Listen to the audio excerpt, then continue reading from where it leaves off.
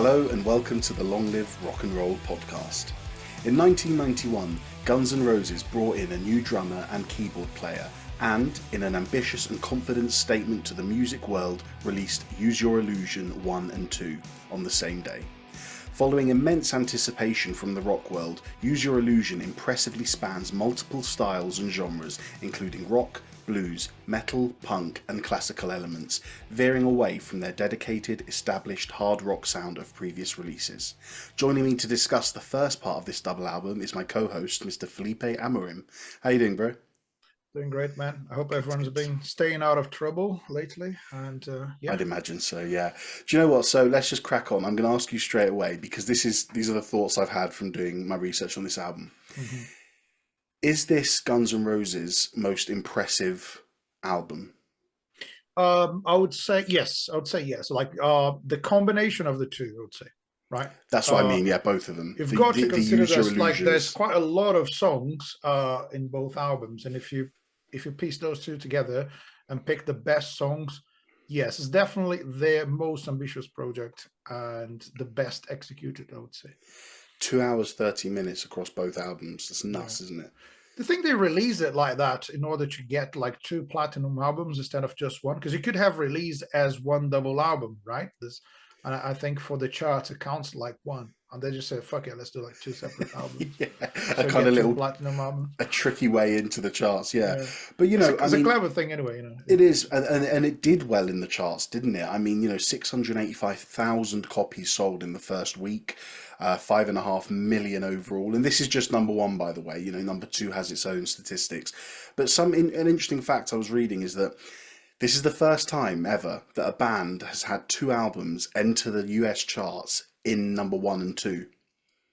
Oh wow! Well, Because it think makes about sense it, because yeah, who yeah, did that before? I mean, obviously, some bands had two albums that were like in the charts at the same time, but not released on the same day, isn't it? yeah, no, I know. That really facilitates things. But also, it proves that both albums are great. Like it's like if you had all the good songs in one of them, then maybe the other one wouldn't make it to the charts.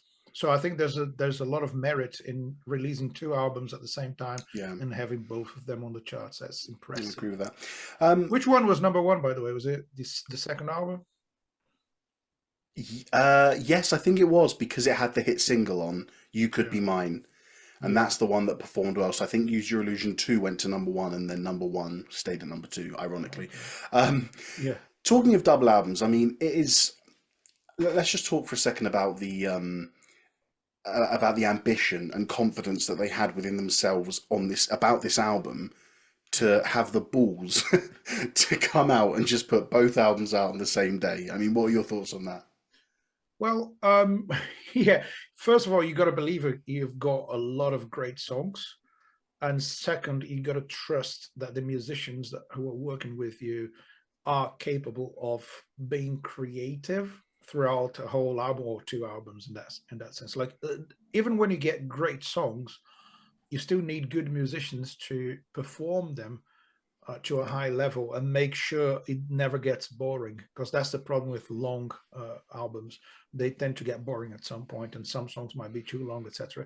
mm, But I think and listening back to the album, I think they achieved a I don't know, a good level of like variety. Like it's quite diverse in terms of ballads and acoustic and heavy, and there's all those elements you've mentioned at the beginning, like punk, and then you can even add country to that. I don't know if that's on the list. yes, yeah, Country, blues, classic rock, hard rock. You have all of that, and that helps the album to not get boring. I would say at any point, some of the songs maybe they are fillers, but still it's all really well played, probably their best produced album. So yeah, I think there's a lot of ambition in there. And but I don't know if Axl Rose was the one who came with the concept or whatever, but they thought it through. I don't think it's something done. I think they had something to prove. I think it took a while from the second album to this one for them to release something.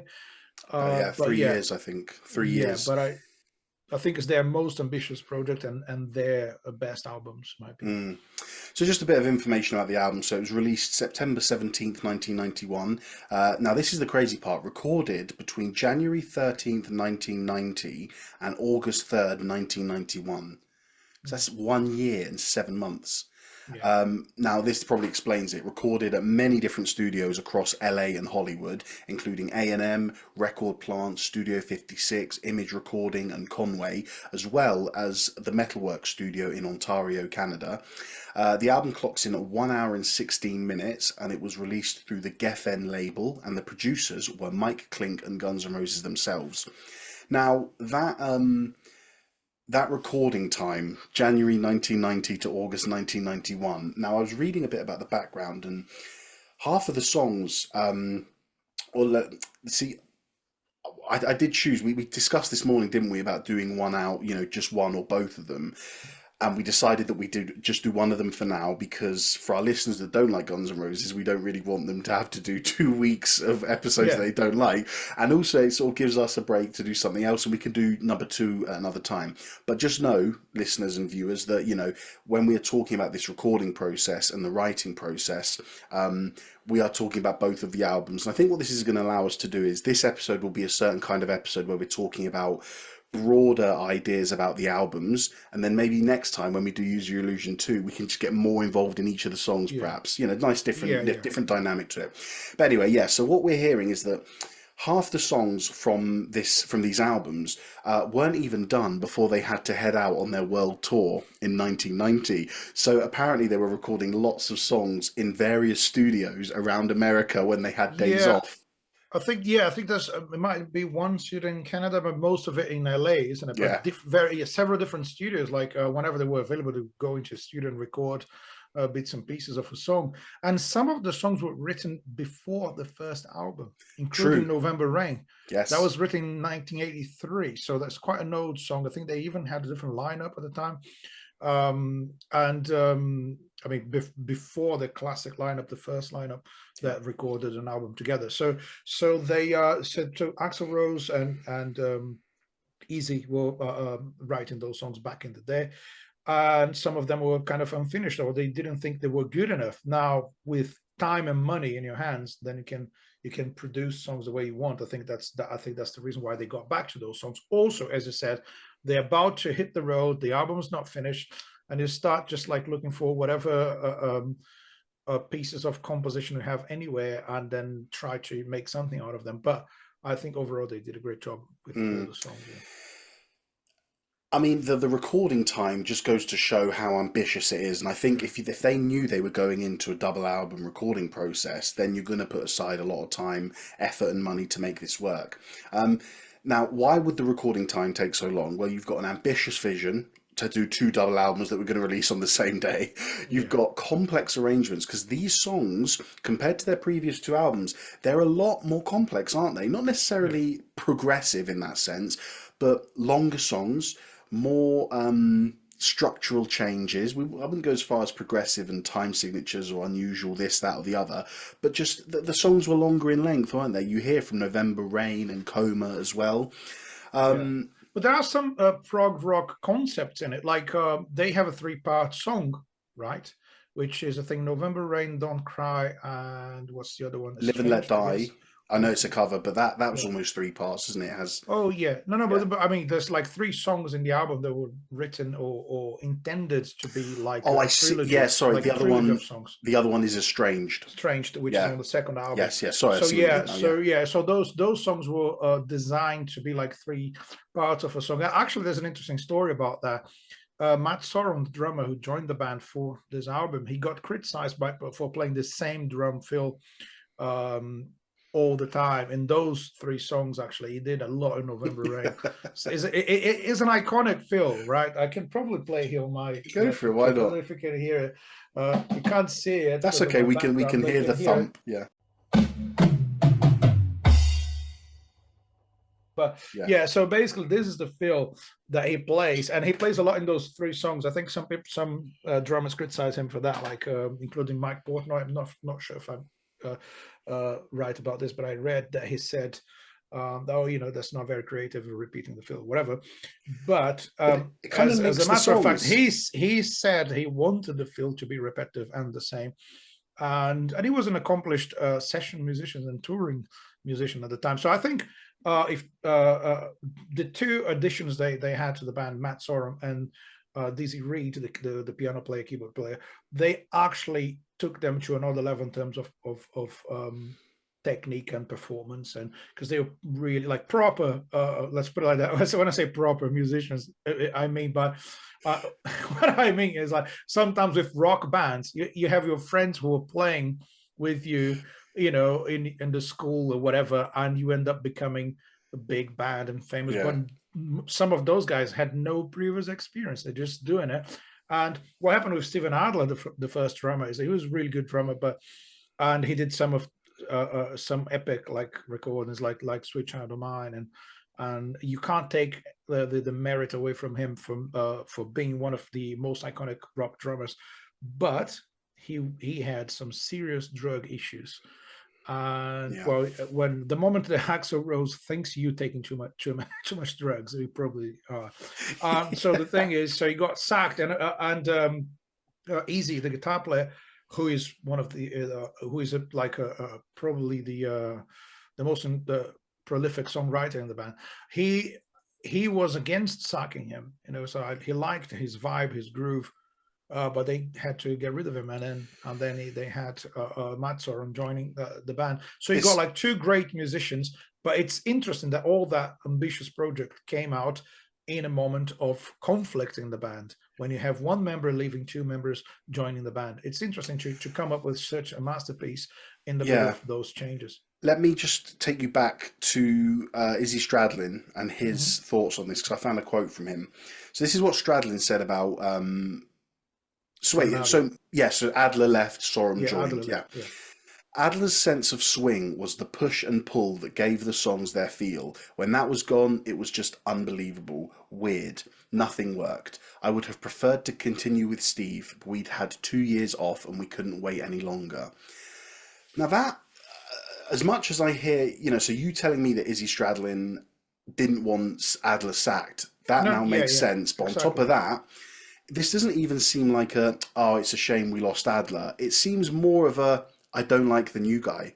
Yeah, I don't understand why he gets so much criticism in that sense. Like, such a great drummer, I think. Do you know what? Also, Sorry, I had yeah, to read that the drummer yeah. had changed. Now, maybe you as a drummer, maybe you heard differences in the Well, drumming between Appetite and this, but I couldn't tell. well, when we have a band that never actually changed the lineup, I mean, we have two albums with the same lineup. You have a certain style, and I'd Yeah. say, and the drummer is normally a big part of it. So it's not how good and technical the drummer is; it's the vibe he's bringing to the groove. Mm. And when we talk about swing, we're not talking about keeping the beat. We're talking about the spaces between the beats, and every drummer interprets that space in a different way. So Steven Adler had his own swing, and obviously Izzy Stradlin didn't want that to change. Mm. So that makes a lot of sense when you Yeah. think about it. But then, if you have an ambitious project, you need, especially for the role of bassist and drummer, you need people who can actually handle the pressure of being in studio for hours and hours and hours, and nailing the takes, and providing a solid beat to the band. And we're So I assuming that think, Adler wasn't competent well, enough at this stage due to his if addiction. you're not mentally prepared, or if you're addicted to some substance, or if you're not physically well, I think for a drummer it's a quite demanding thing to record a double Yeah, album. great point. So I don't know how he was at the time. And then Matt Soren's a guy who had experience. He played with the Coat before. He was already touring with a big band, and he had the experience to go there and be a professional, just to Yeah. do the job as you intended to do. And I think he's really solid. That's what I would I say. was going to ask, do you have a preference or a favourite between the two? Difficult to say. I think because Steven Adler only did those first two albums, and I think he's on drums in Civil War from Use So Your Illusion let me 2. let me rephrase the question. Do you prefer the drumming on Appetite for Destruction or the Use Your I Illusion prefer albums? I prefer Matt Sorum. So Yeah, the Use Your yeah, Illusion Use ones, Illusion. yeah, I prefer. I think he's just more solid overall, and yeah. he's got a sound. Like he's got that deep heavy rock and roll sound there. And if you listen to "You Could Be Mine," the intro is amazing. But that I was talking about Yeah. usually listen to. So, but there's a song. Well, if anyone doubts how good it is, I'll find the exact song. And just for anyone There's a watching, sorry, Felipe, go on. no from this album. There's a drum intro that I found. Yeah, it's "Back Off Bitch." That's the song, Oh yeah, track yeah. 8. There's some phenomenal drum fills at the beginning. It reminds me a lot of John Bonham and classic Okay. rock drummers.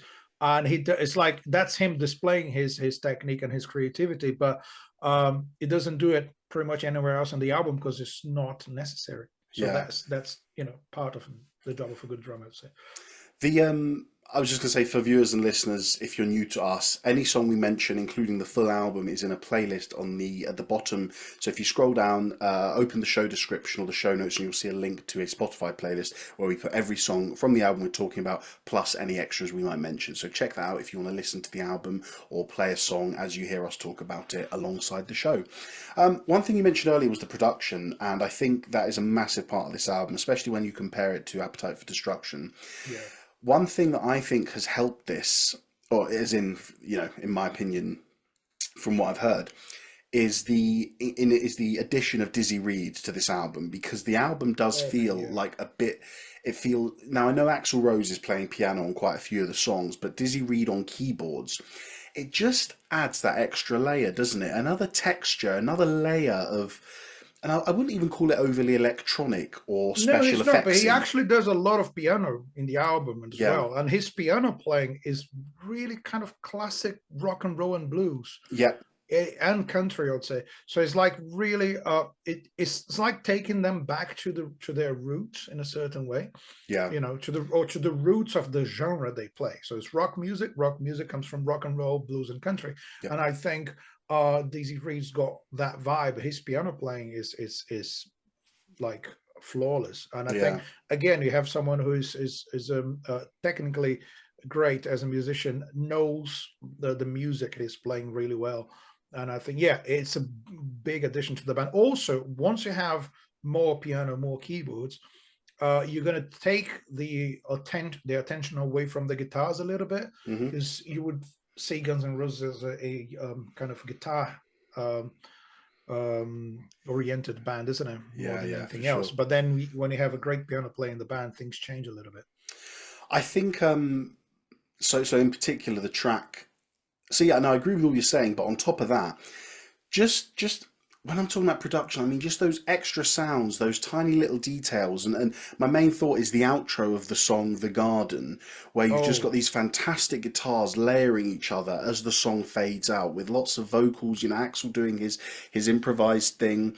Um, just it just sounds great. The album, and whilst Appetite for Destruction is like it's produced well. It's rock and rolly, isn't it? It has a yeah, kind of looseness, a kind of rawness about it. And this one, it's not it's so far from being overproduced, but it still sounds like a lot of work has been put in, doesn't it? yeah. There is. I mean, you have orchestras. You have like there's it's not just a rock band. So there's more backing vocals in this album. Hmm. There is more piano and keyboards. There's orchestral bits. There's a good combination of acoustic and electric. You have Alistair Cooper singing with them in the garden, so Yeah. you got some interesting things that really make it special. And again, yes, it's more and more elements added to their sound, and I think they've managed to do that without losing the um, the heavy guitars and aggressive vocals that actually made Guns N' Roses the band they are. You're right. The attitude is still there completely, isn't it? But it Oh just yeah, it's interesting because I've never heard such a complete album that has so many different styles and sounds through it. I yeah, mean, here's just a little list I made. So I'm just gonna, Right Next Door to Hell, that's a hard rock song. Dust and Bones, that's blues rock. yeah, Don't Cry, that's like a rock ballad. Perfect Crime, that's punky. You Ain't the First is country. Bad Obsession is bluesy. Back Off Bitch is kind of metally. November Rain is like a symphonic rock song. There's just so yeah, much going through it. I mean, I think the last from the Garden onwards, it's unusual because from the Garden onwards, that there is a much more cohesive and uniform sound to those final 6 songs. Would you say it gets more punk towards the end? I was punk slash metal slash Yeah. hard rock. I'd say those last 6 songs are way more together than the first 10. But that's not a criticism at all. My point is that those first 10 songs, you just go hard rock here, metal there, country there, bit of harmonica, bluesy there. It's just all over the place, but in Yeah. a really good way, isn't it? Yeah, it is. It is. And I think here's my point about the diversity of the album. It's like, yeah, you have the ambitious project and you want to sell millions of copies. That was the whole point. They really wanted to sell a lot and obviously make a lot of money out of it. So you would think the band would stay on the safe side and just, do things like Don't Cry. That is a hit. That is a clear hit from the first time you listen to it. It's like, yeah, that is like radio material. Yeah. But that song, it also proves that the best love ballads out there are the ones written and performed by heavy rock bands, isn't it? Of course. So yeah, they're just the best, right? But a song like that, you can see where they were coming from. Like, let's do this kind of a romantic ballad. There's heavy as it can be for this kind of music with a nice guitar solo, etc. But that would be more predictable, I would say. And on the other hand, you have like the 15th song in the album, Dead Horse. There's an acoustic intro that has nothing to do with the rest of the song, and it repeats itself at the end. And you have let me see, what's the other one that I got a note about being kind of unpredictable. So the harmonic minor scale. Is that harmonic minor in that song, Double Talk and Jive? There's a phenomenal bass tone on the bass at the beginning, but then like from halfway through the song, there's no lyrics anymore. It's a short song, but the lyrics are all at the beginning, and then you have this like weird guitar solo at the end with an unusual scale. I think it's a harmonic minor because it's my favorite. The band fades out, and then you have just acoustic. The band disappears, and they have just acoustic. Is that the flamenco solo? Yeah, that's the flamenco kind of solo. Brilliant, that one. So this is unpredictable, right? You listen to the song. Okay, well, like a minute and a half into the song, there's no lyrics anymore, and it's just the band fades out, and you have an acoustic section at the end. And you think, well, maybe the band's going to come back. It's nothing. It's just so they were experimenting with ideas that not necessarily radio friendly.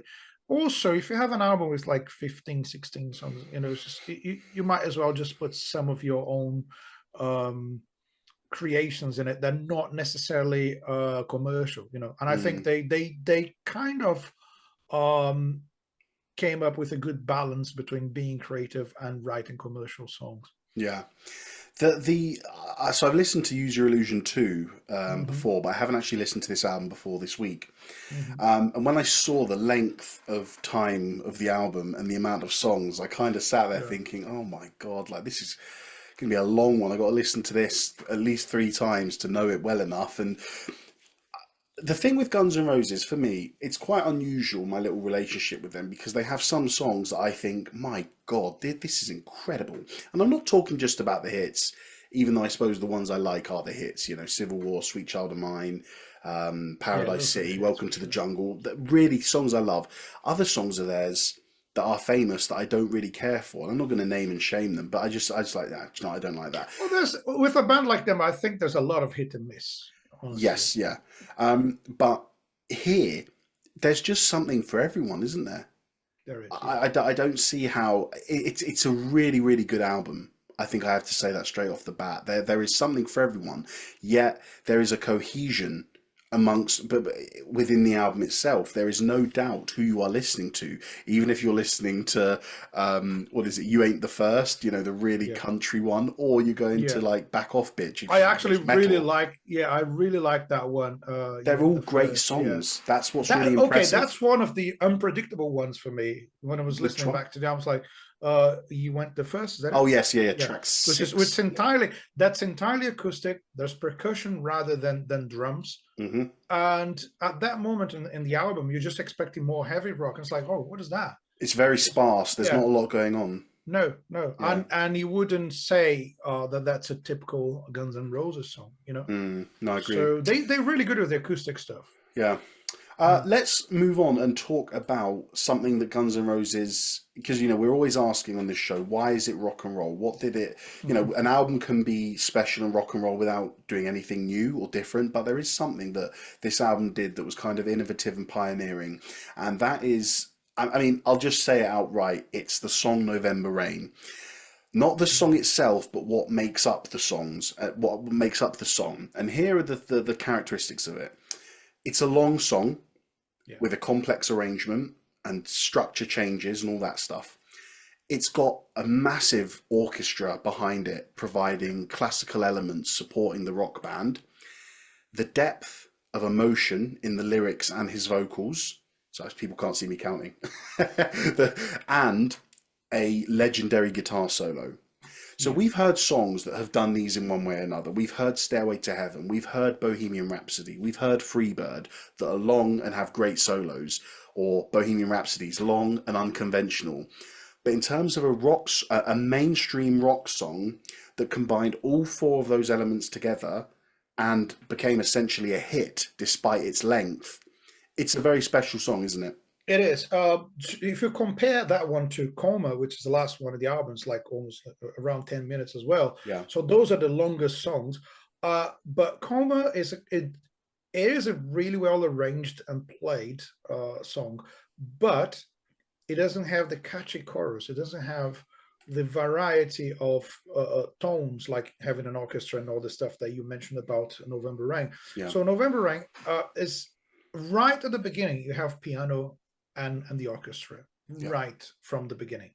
So it's not like they wait for the orchestra to, you know, at some point appear in the middle of the song. It's like, all right, we have strings, we have piano, so it's quite classical in a certain way. yeah, And it's just like, well, the guitars are not taking over this time. It's not about the guitars. And then when Slash starts soloing, which he does twice in the song, yeah, it's just like, oh my god, it's just the perfect selection of notes. Like, I'm gonna yeah, play every note that the song needs and nothing but those notes. And I think he did a phenomenal job in that solo. I think it's kind of mandatory for anyone who's learning guitar and wants to be a rock guitar player, learn that solo. And you can say whatever. I mean, Slash is another guy who gets a lot of criticism when people say he's not that good, kind of stuff. I mean, can you write that solo? That is the whole point, yeah, you know. guys, can you? Yeah, if you can write a solo that Yeah. everyone can hum along, you know, and he's really good at that. So perfect tone, etc. Also, there's a kind of a marching band vibe on this near right at the end, which is Yeah, very classical as well. So another point that proves that Matt Sorum knows what he's doing. So it's a really yeah, cool marching vibe at the end, which comes in a point where the song is starting to get predictable. So for me, the length of that song is not about them saying, "Oh, let's just prove we can do a 10-minute song." It's more like, "All right, we have so many good ideas that we can make a song that lasts for 9, 10 minutes, and still it's not going to sound boring or repetitive." They did a great job on that one. exactly. Yeah, I mean, it's actually the longest song in history to enter the US Billboard Top 10. Well, it beats "Stairway to Heaven," doesn't it? If that Yes, even made it and yet.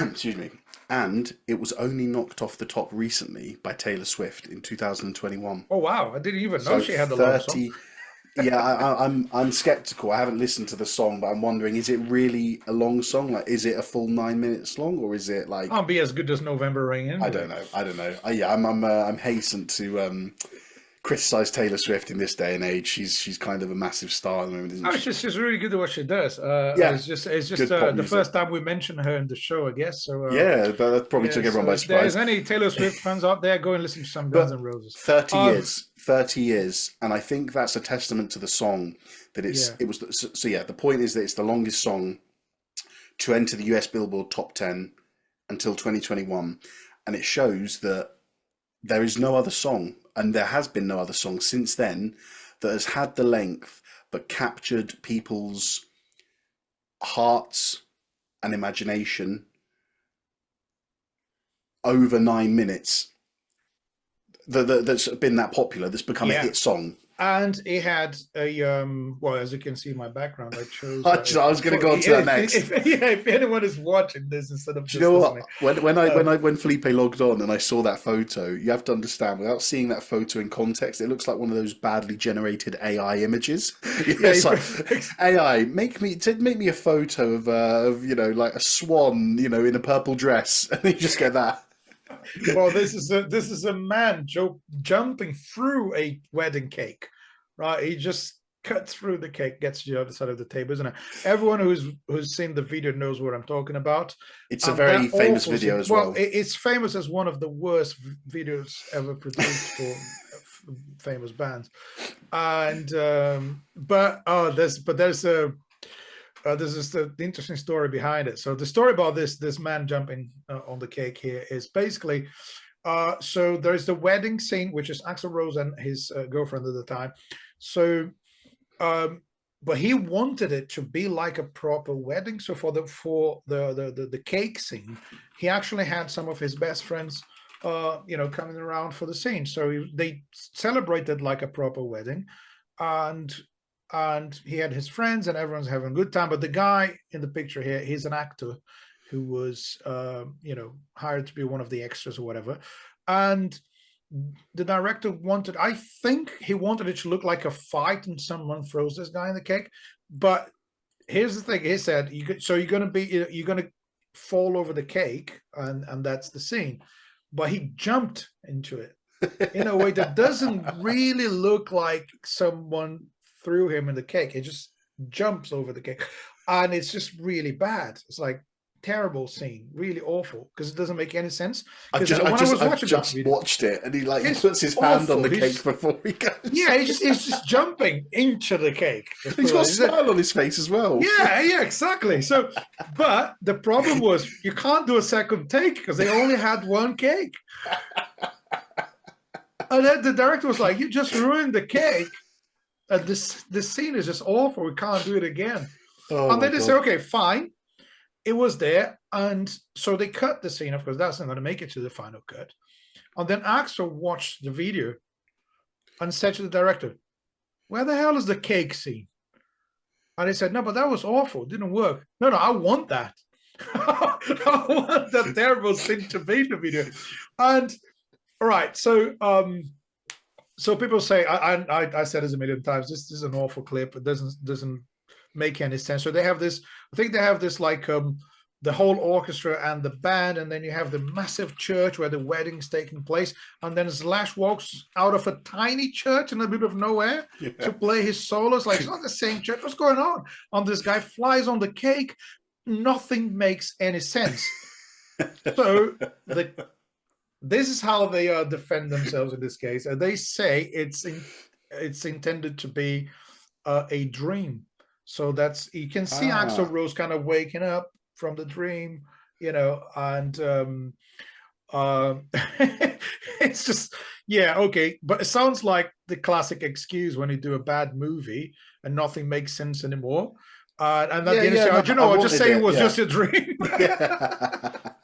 And then, if it all looks really bad, you just film another 10 seconds of the character waking up from his bed, and then exactly. That would explain anything. I think they just couldn't come up with anything better than that. I mean, it might have been really expensive, so very expensive piece of shit. Let's put it like that. Well, I was going to say, I love it. Following on from that. If you look on Spotify, if you look at the song list, what Spotify do now is if there's a music video to go along with the song, they'll mention it underneath so that you can watch the video instead. And there's a lot of videos on here: Dead Horse, Apples, Garden of Eden, The Garden, November Rain, all of those songs. That's 5 songs, and they're all towards the end of the album. I just think that's a lot of money put towards videos. What I'm trying to say is that they weren't being cheap with this album. They recorded 2 albums. They did a shitload of videos. I feel like they kind of knew they had something big in these albums. Yeah, and also that was the MTV era as well. So everything was on MTV. Yeah, I think Garden of Eden, the video is the one with the camera pointing at Axl's face from the top. and it's basically, I think it's basically just one long shot with that camera pointing at him, and the band moving in the background and playing and stuff Yeah, like yeah, I that. just found it. Yeah, Yeah, yeah. I think it's just the one. And then Slash comes to the front when he Might have been solos. more than one take, but it looks like one shot. It's a cool video. It's It's a interesting. super cool video. That one might not have been that expensive. No. Yeah, But they knew what they were doing, and like you said, the yeah, MTV era as well. It's quite an interesting time, the '90s as well, because when you said the MTV era, obviously I think you think early '90s, and yeah. something that I need to give Guns N' Roses credit for. Again, this is Laz putting his metal hat on. Hmm. Guns N' Roses came at an incredibly important time in metal history, and a lot of people don't give them the credit I feel they deserve, because what they did is metal was in a don't like elements of metal were in a great place in the end of the Yeah. 80s. You got thrash metal at its peak with the likes of Metallica, Slayer, and Megadeth all releasing incredible albums. But that wasn't what was popular in metal at the time. The type of metal that was popular was glam metal, with all Yeah. the terrible hair and costumes and the bad makeup and the awful videos with the smoke machines and all that stuff. And this is what was popular in metal at the time until Appetite for Destruction came around and Guns N' Roses came and said, no, this is kind of embarrassing now, the way you guys look in the outfits, your spandex and all that stuff. And Guns N' Roses essentially, along with a couple of other bands like Skid Row, they essentially came in and said a big F you to glam metal, and they invented what some would call dirty hair metal.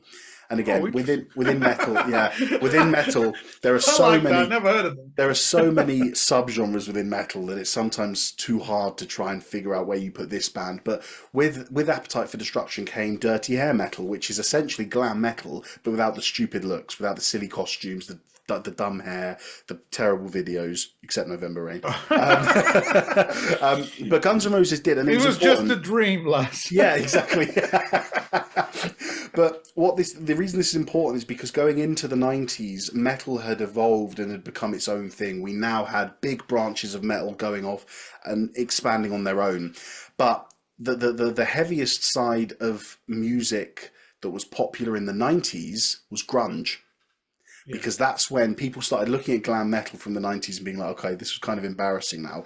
Let's tone it all down. We're not going to look like we care so much about our image. We're not going to look like we give a damn about our hair and costumes. And instead of singing about things like, going out with girls and going to parties, we're going to start singing about our feelings. And that's how grunge evolved from the ashes of glam metal in the end of the '80s. So what I'm saying is it's interesting that Guns N' Roses didn't really change their sound. And we know they're not a metal band, they're essentially a hard rock band. Yeah, But they they were quite keeping, heavy, right? yeah, Yeah. but they were keeping that let's call it the dirty hair metal. They were keeping it alive and booming. And other bands that were in but those bands who were doing those kind of embarrassing spandex outfits, once Guns N' Roses gained popularity, guess what? Guess what went straight away?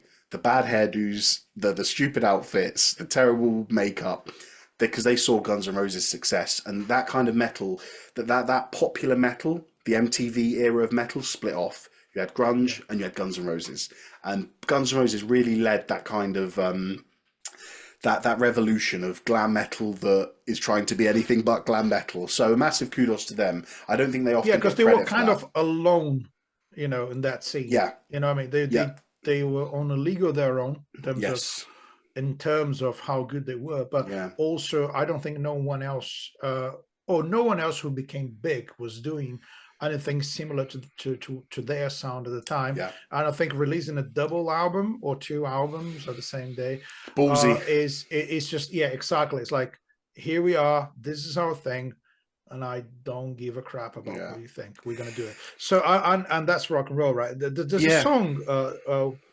Um, let me find the exact part of the lyrics here. yeah. Let's talk Don't about the damn me. lyrics. Yeah, Why not? which number is it? Let me just get it. 1654. So I think it's track 13 or 12, 12, Don't 13, damn me. 14. Yeah, 13. It's Yes. 13. And it's like, don't damn me when I speak a piece of my mind, because silence isn't golden when I'm holding it inside. So it's really interesting the way he put it. I don't know if this is Axel or Easy. I don't know who wrote the lyrics. Sounds like Axel. So my words may disturb, but at least there's a reaction. That is rock and roll. So I'm going to say something. It's shocking, and you're going to hate me for that, but I'll say it. So that's cool. You know, I'm that's so glad really you proper picked. rock and roll. Yeah, no, I agree. I'm so glad you made that point because I've actually got a point here that I was going to talk about in the lyrics Yeah, where I've said no filter. There's no. no filter on this band, and we know from the last album what's the song that got him in trouble? Something million, 1 in a million, because it's Yes, just it does have. full of Yeah. homophobic, racist, derogatory, discriminatory slurs against everyone Intentional, because intentionally. he's picturing a character who's not a good person. Yeah, And that's the thing about rock music. It's like, if let's put it like let's make it really clear. If you are a dickhead and you're saying those things like you know, because that's what you think, then yeah, we don't like you, get away from here. But also pretending that those people don't exist and not even touching the subject, I personally don't think is the right way of going about it. And what Axl Rose saying, what he did before with Welcome to the Jungle and some of those songs, like, well, the world is not always a beautiful place, and there's some things that people say and do that are not really cool. And here am I saying those things as if I am one of those people, or maybe some of those things and thoughts are part of his own personality. But in the end of the day, is the existence of those lyrics. They show to the listener like there is that kind of bad feelings and hate out we there and all yeah that stuff, you know. we said that about the Dire Straits song, wasn't it? What's the famous one again? Money for Nothing. Yeah, Yes, yeah, because about the he's character in talking the about shop. two guys, and they Yeah, yeah. So they're talking, you know, they're making this derogatory comments about the singer in the band, like, oh, this guy's, you know, the little faggot is a millionaire. That's the line. yeah, And some people say, we shouldn't use that word in the song. Well, they're not saying that it's cool to use that yeah. word in a song. And that's not the Dire But it's Straits actually, saying that guy's a whatever. and they He's actually saying, they actually portraying those guys as two stupid people who didn't get anywhere in life and are criticizing people who actually made it. mm, So it's not, so it's a yeah, really clever use of words that people nowadays don't want to even say anymore. But yeah, yeah. Axel was good with that. Like, I'm going to speak my mind. I'm going to say the stuff that no one wants to say. Well, I And just found yeah, it really interesting because for a band this big, and we know that they didn't. I mean, Appetite for Destruction was a great album, and it kind of very quickly elevated them to a level of rock starness that they were quite known within the public eye and within yeah, mainstream rock music. yeah, So for this, then, you know, we said it's ambitious, it's confident. Everyone knew what was going to happen in terms of Use yeah, Your Illusion. They were waiting for it. yeah, The world of rock was waiting for this out for these albums, yeah. yet there is still no filter. Check out these lyrics. I call my mother, she's just a cunt now. Oh wow. I think that's from the song Bad Obsession because I heard it and I thought, oh, this must be from the song Back Off Bitch because I kind of tried to put Yeah, two and two together and yeah, I got five because it's actually from song from Bad Obsession. But I just think, I mean, obviously this is 30 years ago. It's a completely different world to the world we're in now. But can you imagine one of the biggest rock bands like, I don't know, Royal Blood, the Black Keys?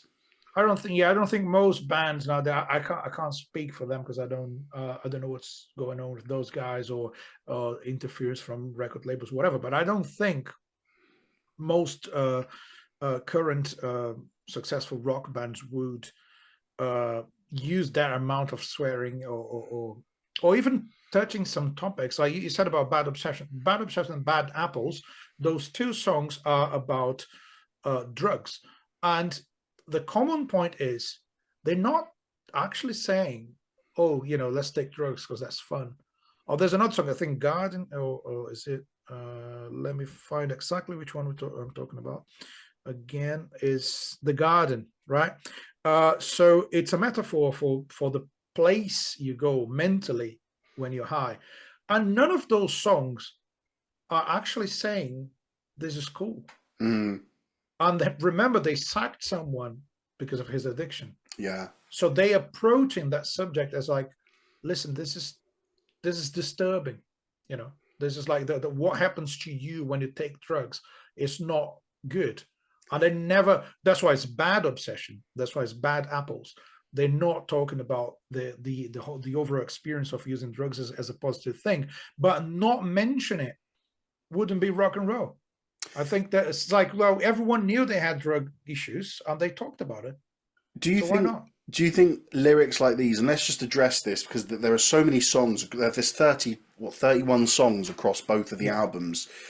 This is far, far, far from a concept album. Each song Yeah. has a different. I mean, you mentioned two songs that share the same themes, but Yeah. each song has just has its own different meaning, probably to the Yeah. band or to the lyricist. You've got themes of love, loss, addiction, anger, societal issues, nostalgia, relationships, self-destruction, addiction. There's so much there.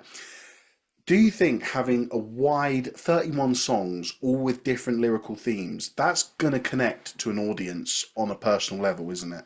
It does. Someone, Yeah. nearly everyone, in the same way that I said, there's got to be a song for everyone on this album musically. Lyrically, there's got to be a song for everyone here that they can relate to. I think so. I agree with you, and I think there's a lot of loss and suffering and love and hate, all those. You got to think that the someone who is an artist like rock and roll singers and stuff like that, those people, they tend to live their emotions more intensely than most people would do, I think. Mm, And I think part of it is because you want to write about those things, I guess. yeah, And I it's a nice think outlet, isn't it? It's a nice way it to get is. them out.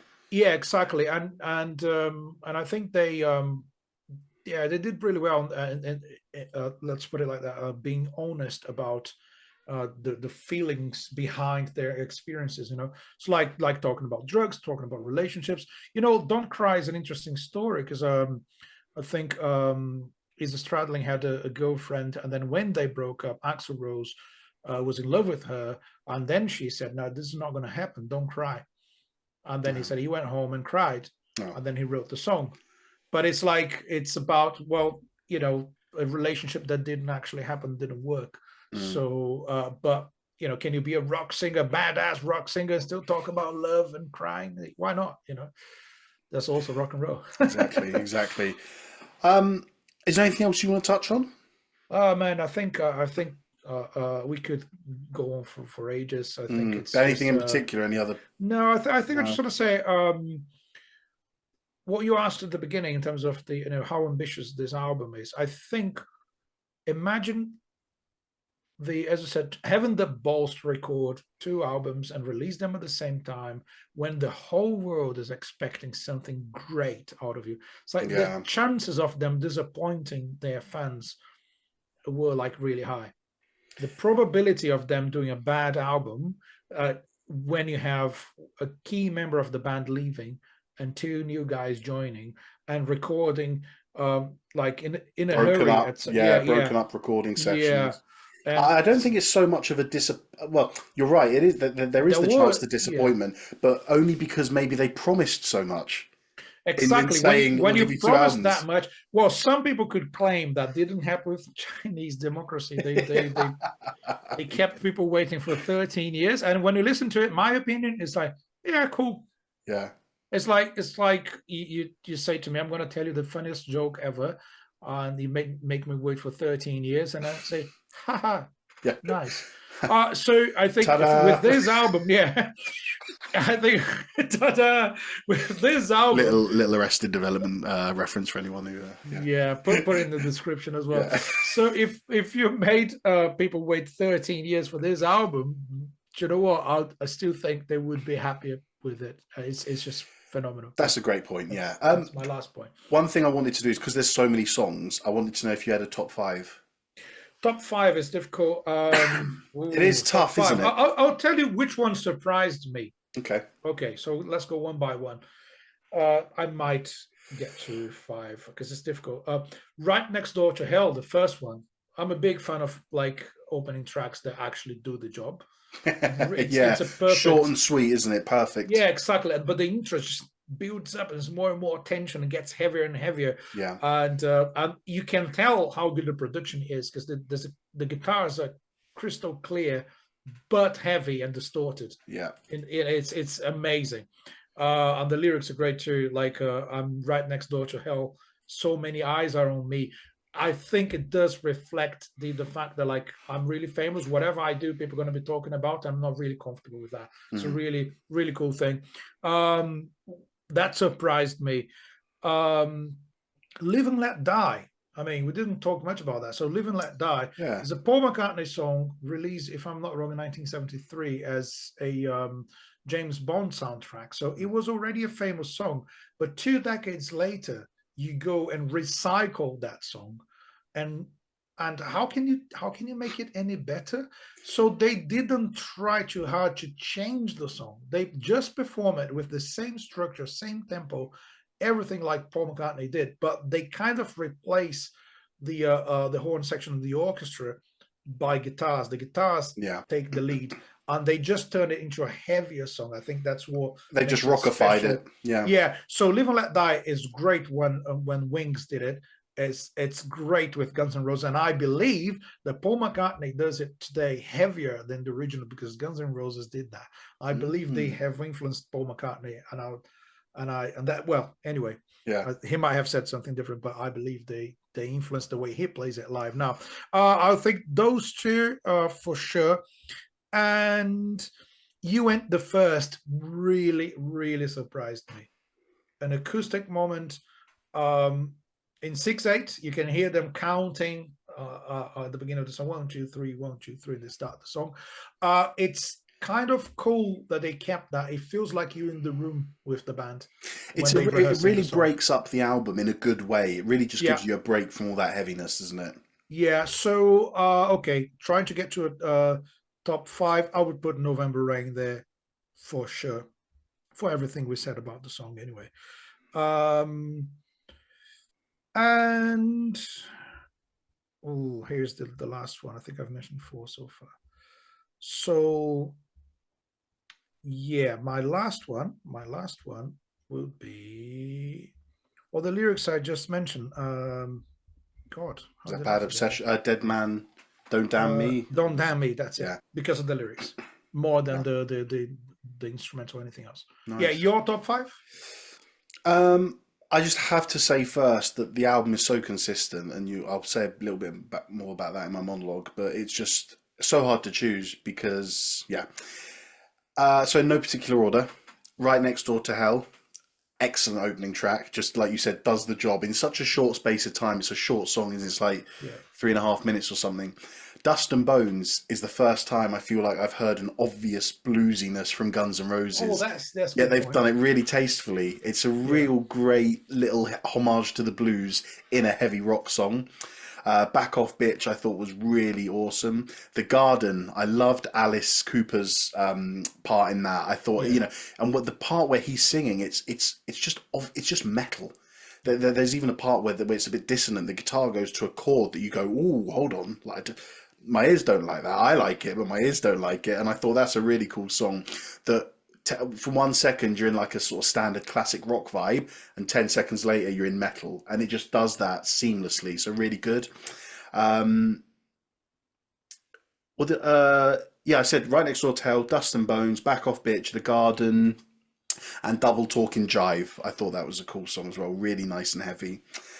But yeah, a really good album. I'm very pleasantly surprised, actually, I have to say. Are we done? Yeah, I mean, it's sad, but I think that's I want to hear the monologue, man. I'll do it. Here we go.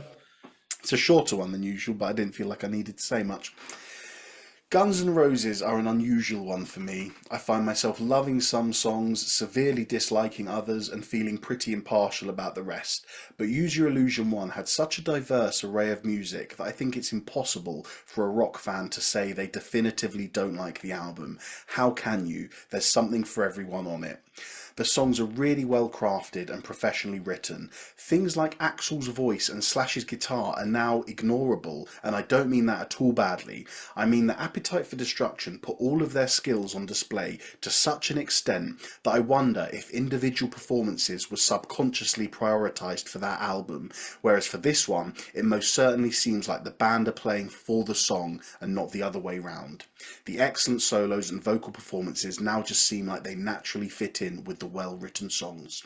As a whole, it's just so incredibly impressive how uniform the songs are and how they maintain the same quality and consistency throughout the album.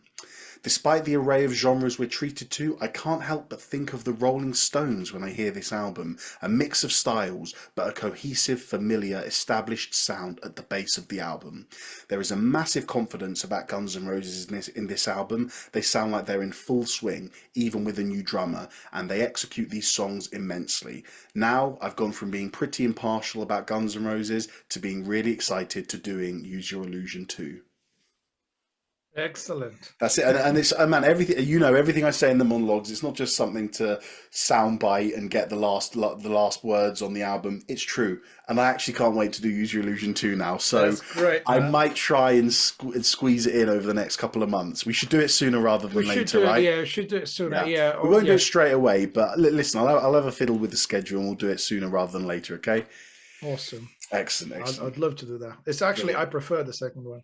Oh wow! Matt! Oh, screw you, man! You bastard!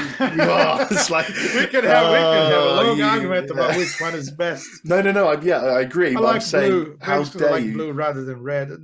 You're teasing me now. Now I've got to go listen to it, haven't I? Anyway, guys, thank you again for joining us for another episode of the Long Live Rock and Roll podcast. As we say every week, please do all you can to support us on the socials. Follow us on Instagram, like us on Facebook, like and subscribe on YouTube, and if you're listening to us on the Apple or Amazon or Spotify podcast, please go ahead, just scroll down, give us a review, and we shoot up the charts in the algorithm and we'll be seen by more like-minded rock and roll fans like yourselves. So thank you again for joining us, and we'll see you next time. Yeah, thanks for everyone who's been commenting and sharing and giving us support. It's been great, guys. So keep on rocking, everyone, and don't do anything else. As usual, take care, guys, and long live rock and roll.